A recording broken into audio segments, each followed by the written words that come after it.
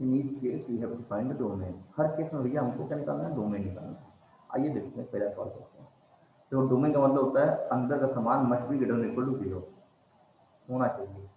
ये हमारी रिक्वायरमेंट है अभी का कि स्क्वायर रूट के अंदर जो भी रखा हो, this all things must be greater then 0।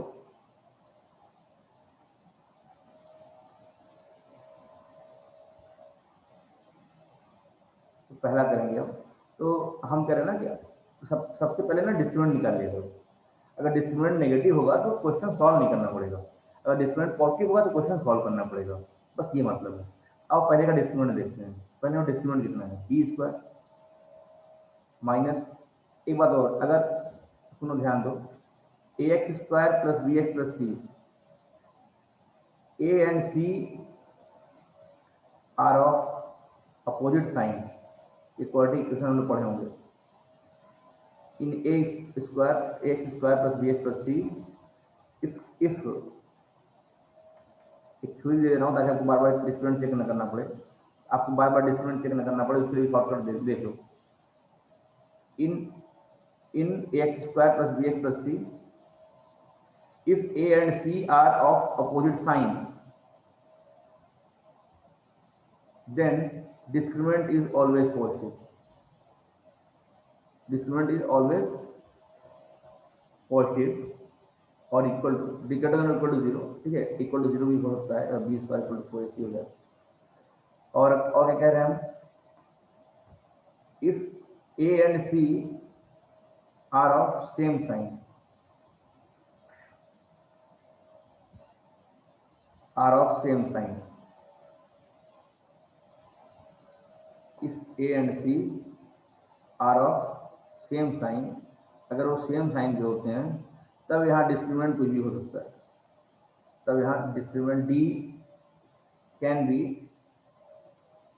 Positive, 0 या नेगेटिव। ये छोटी सी बात है, मतलब कहने का ये है कि अगर मुद्दा क्या है, अगर दो ए और सी अपोजिट साइन के हैं, ए और सी अपोजिट साइन के हैं, तब तो डिस्क्रिमिनेंट हमेशा है, कभी भी नेगेटिव नहीं होगा, मतलब ठीक है। डिस्क्रिमिनेंट ग्रेटर देन और इक्वल टू 0 का मतलब कभी भी नेगेटिव नहीं होगा, मतलब कभी नेगेटिव नहीं होगा, कभी नेगेटिव नहीं होगा, ये याद रखेंगे।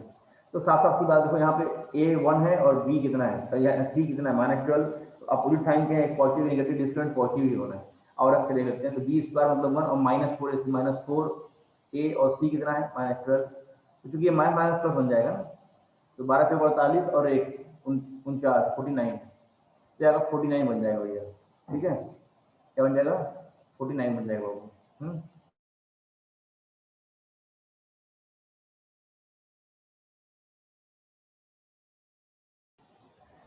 तो डिस्क्रिमिनेंट 49 बन जाएगा, ठीक है बाबू। तो मतलब क्या है, ले देखिए पॉजिटिव है, डिस्क्रिमिनेंट पॉजिटिव है, मतलब इस सवाल को सॉल्व करना पड़ेगा।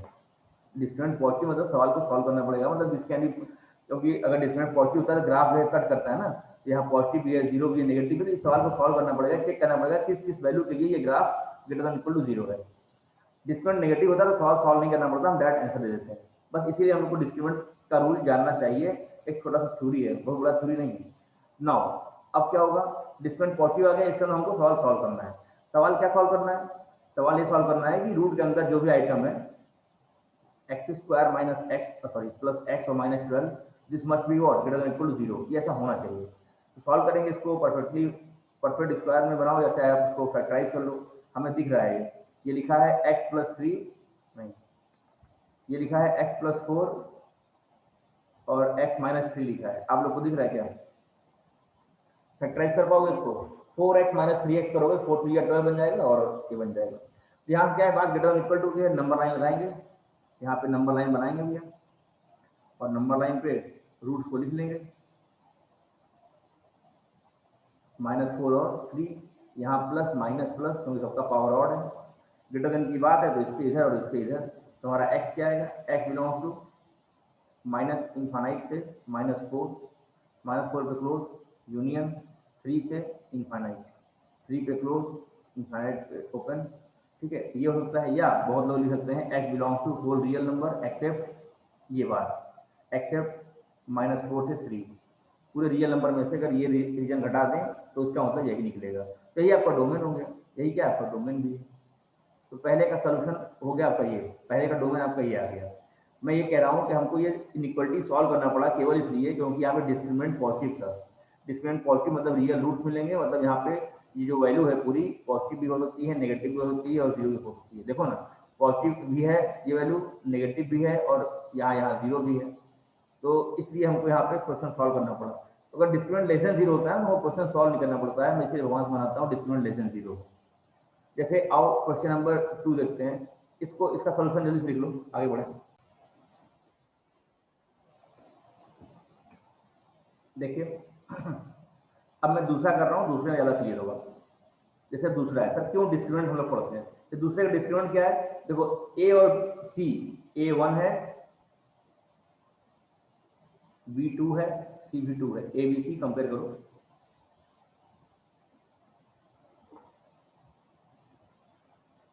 यहाँ देखो ए और सी दोनों ही पॉजिटिव है, +1 +2 सेम साइन है, तो डिस्क्रिमिनेंट यहाँ पे कुछ भी हो सकता है, यहाँ चेक करना पड़ेगा। तो डिस्क्रिमिनेंट क्या होता है, तो बी स्क्वायर -4 ए सी कितना है -4। तो डिस्क्रिमिनेंट लेस देन जीरो आ गया, कोई दिक्कत यहाँ तक।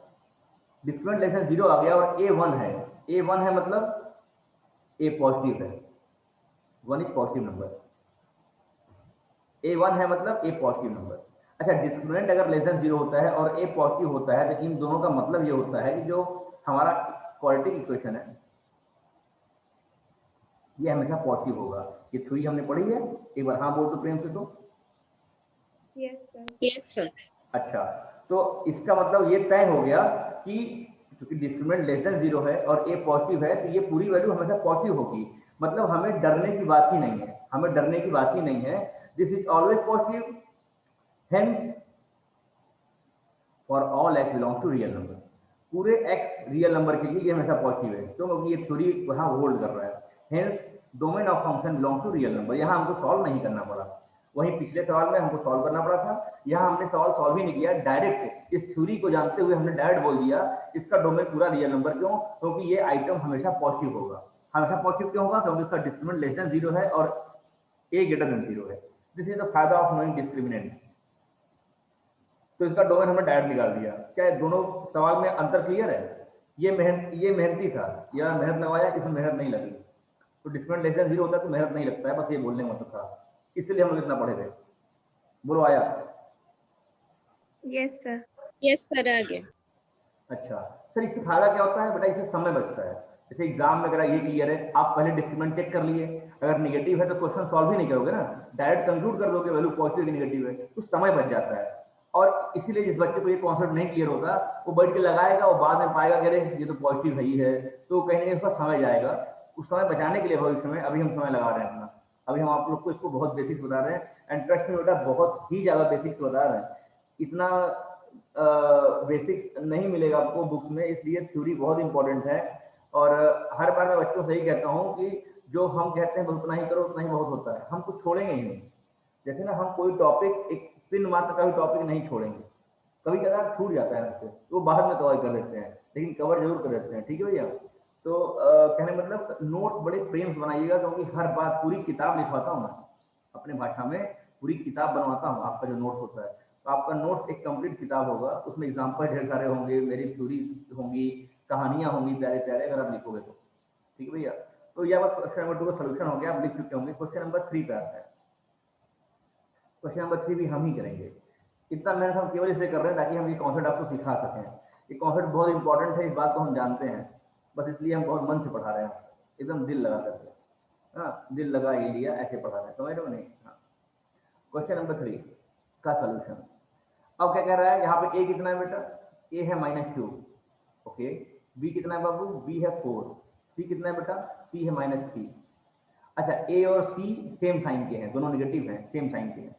ठीक है, मतलब यहाँ पे discriminant can be positive, zero negative. तो डिस्क्रिमिनेंट निकाल लेते हैं। डिस्क्रिमिनेंट क्या होता है आपका? बी स्क्वायर, 4 का स्क्वायर 16 -4, ए मतलब -2, 4 ए सी, सी मतलब -3। सॉल्व करेंगे, 16 माइनस, अच्छा माइनस माइनस प्लस हो जाएगा, तो 3 2 या 6, 6 4 जा, बोलो ना 24, कितना आया -8, तो डिस्क्रिमिनेंट -8 मतलब डिस्क्रिमिनेंट नेगेटिव आ गया, बोलो हाँ।